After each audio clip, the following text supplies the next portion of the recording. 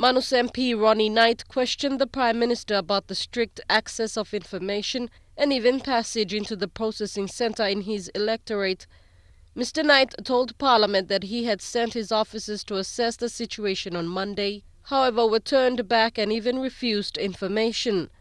Mr. Speaker, I'm grateful through also my Prime Minister Isalim Tim Pinis na ek fast through long kona look out na paini maut bonemi problem lo manus.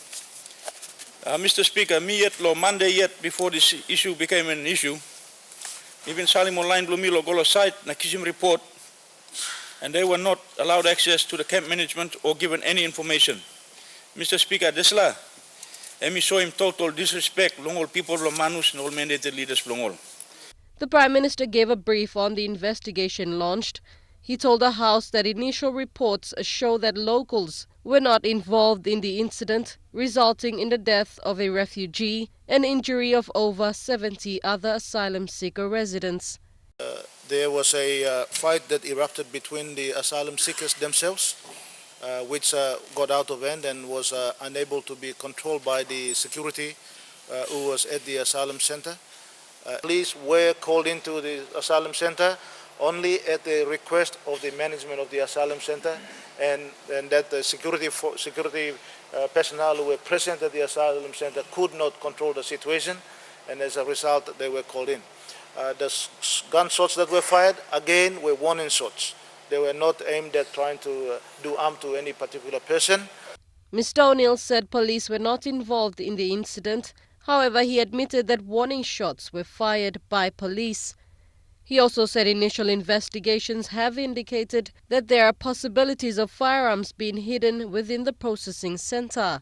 I want to stress this again.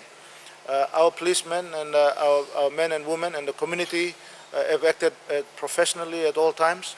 There is no indication of our communities in Manus in being involved in this particular issue. So there is a media out there trying to imply that we have a lawlessness situation within the community in Manus province. At no time there are indications that good people of Manus were involved in this conflict. In the meantime, a report released by Australia's Minister for Immigration and Border Security, Scott Morrison, said the centre has resumed normal operations this morning. Mr. Morrison said 100 additional security staff have been placed on standby for deployment to Manus. This is in addition to the 130 additional security staff that was deployed to Manus on February 1st to 3rd. G4S is currently providing security services at the centre.